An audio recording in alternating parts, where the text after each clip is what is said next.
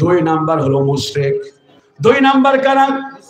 মুশরিক কাদের বলে? পৌত্তলিক, যারা পুতুল পূজা করে, যারা, এরা হলো মুসলমানদের শত্রু।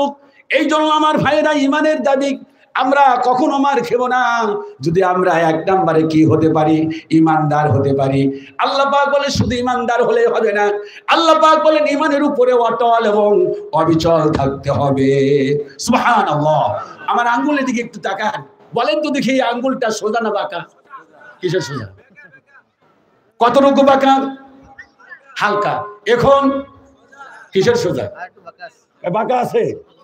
তুমি যে সোজা করতেছি ইমানটা তো এইরকম সোজা, এইরকম সোজা, মানে একটু বাঁকা না, এরকম বাঁকাই সোজার কে আমাদের ইমান। এবার বলেন আঙ্গুলটা কেমন? বলেন 100-তে 100। সবাই বলে। আল্লাহ পাক বলেন ইন্নাল্লাযীনা ক্বালু রাব্বুনা আল্লাহ, তুমি যদি বলো আল্লাহ আমার রব, এ কথা বলার পর ইস্তেকামাত থাকো, অটল এবং অবিচল থাকো, সুম্মাস্তাকামু, ইমান আনার পরে যদি মামলা হবে, হামলা হবে, জেল হবে, জুলুম হবে। আরে আমরা অনেকই হানাফি মাযহাবের লোক, ইতিহাস জানি না। ইমাম আবু হানিফাকে হাতের মধ্যে রশি দিলেন, বেরি পরালেন, রশি পরে বেরি পরিয়ে জেলখানায় নিলেন, জেলখানায় নিয়ে তাকে পিটানো হচ্ছে। আরে ইমাম আবু হানিফা বাতিলের কাছে মাথা নত করছেন না। কবি সম্রাট আল্লামা ইকবাল বলেছেন, বাতিল সে দাপনি ওয়ালি आया सीमा नहीं हम सोबर कर चुका है इम्तिहा हमारा। ये बातिलेर गोष्ठी তোমরা বারবার আঘাত করেছো, আঘাত করে আমাদেরকে কখনো পরাজিত করতে পারো নাই। বাতিলরা সব সময় পরাভূত হয়, হকরা সব সময় আল্লাহর কাছে তারা সব সময় বিজয় লাভ করে। ওয়াকানা হাক্কান আলাইনা নাসরুল মুমিনিন, যারা মুমিন বান্দা তাদেরকে সাহায্য করা, হকপন্থীদের আমি আল্লাহ পাক আমার জন্য ওয়াজিব। চিল্লা বল সুবহানাল্লাহ। ওয়ালা তাহিনু ওয়ালা তাহজানু, তোমরা চিন্তিত হও না, ভীতু বিহ্বল হও না। ইন কুনতুম মুমিনিন, যদি তোমরা ঈমান আনয়ন করতে পারো, ঈমানদার হও, মুমিন হও, তোমাদের কোনো চিন্তা নাই। চিল্লে কি আল্লাহু আকবার বলা যাবে? ঈমান আনার পর ইমাম আবু হানিফাকে জেলখানায় নিয়ে পেটানো শুরু করলেন। ওনারে বললেন যে তুমি তাড়াতাড়ি করে প্রধান পদটা নিয়ে নাও, কাজের পদটা। বললেন না, এটা আমি নেব না। তাহলে বললেন যে এক কাজ করা যায়। তার ওই সাঙ্গপাঙ্গরা, জালেমের সাঙ্গপাঙ্গরা বুদ্ধি করলেন যে হুজুর, ওনার একটা মা আছে, আপন মা, তার বয়স হলো 90 বছর, ওনারে নিয়ে আসেন, ওনারে সামনে নিয়ে জেলখানায় পিটাবেন। মাইরে সামনে পিটানো হলে মা বলবে তার ছেলেকে, বাবা আমার আর সহ্য হয় না, তুই স্বীকার কর। মাকে নিয়ে আসলেন, যেমন ছেলে তেমন মা। ইমাম আবু হানিফাকে মারতেছেন, আরে মায়ের সামনে বৃদ্ধা মা কাঁদতেছেন, আরে একটু পর পর হাসতেছেন।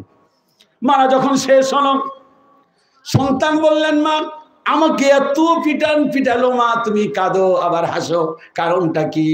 বললেন, বাবার বয়স 90, আমার সামনে তোমার মতো কলিজার টুকরা সন্তানকে জালেমরা পিটায়, সহ্য করতে না পেরে চোখের পানি ছেড়েছি। মা তুমি হেসে দিয়েছো কেন?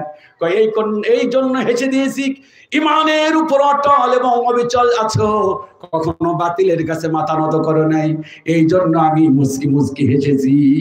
আল্লাহু আকবার। ও সুমাইয়া মনে আছে তো? পৃথিবীর প্রথম মহিলা শহীদ। ওনার পায়ের মধ্যে শিকল মারলেন ডান বামে, বাম বামে শিকল মারলে, উট রাখলেন দুই পাশে। এবার দুই দিকে উট পরিচালনা করবেন। যখন ডান দিকে বাম দিকে উট নিবেন, সুমাইয়াকে প্রস্তাব দেওয়া হলো, সুমাইয়া এই যে উট আনছি তোমার মাঝখানে ছিঁড়া ফেলবো। তাকে উলঙ্গ করা হলো, লজ্জার স্থান দেখা যাচ্ছে, নাউজুবিল্লাহ পরে। বললেন যে শোনো, তুমি আর এই যে লজ্জা নাই তোমার, তোমার লজ্জার স্থান দেখা যাচ্ছে, মানুষেরা দেখতেছে, তুমি তাড়াতাড়ি ফিরে আসো। উনি বললেন যে আমি ঈমান এনেছি আল্লাহর প্রতি, আমার যে জীবনটাও যায়, আমি বাতিলের কাছে মাথা নত করবো না। হযরত সুমাইয়াকে দু পাশে উট দিয়া মাঝখানে দ্বিখণ্ডিত করা হয়েছে। হযরত বিলালকে এত জুলুম অত্যাচার করার পর বিলালকে প্রস্তাব দেওয়া হলো যে ঈমানটা ছেড়ে দাও। উনি শাহাদাত আঙ্গুল উঁচু করে একটি বাক্যই শুধু বলেছিলেন, আহাদ আহাদ। হাত চলে না, রড দিয়ে পিটাচ্ছে, উনি হাত চলে না, বলে আহাদ আহাদ আহাদ বলতেছেন, আল্লাহ এক, আল্লাহ এক। আল্লাহ পাক বলেন, শোনো, ঈমানের দেখছেন ঈমানটা, এইরকম ঈমান যদি আনতে পারেন, আল্লাহ পাক বলেন, শোনো, আমার পক্ষ থেকে 4টা পুরস্কার। কয়টা? আপনি বলবেন ধারাবাহিকভাবে, আমি আগে বলে নিই। 1 নাম্বার হলো তাতানাজ্জালু আলাইহিমুল মালাইকা।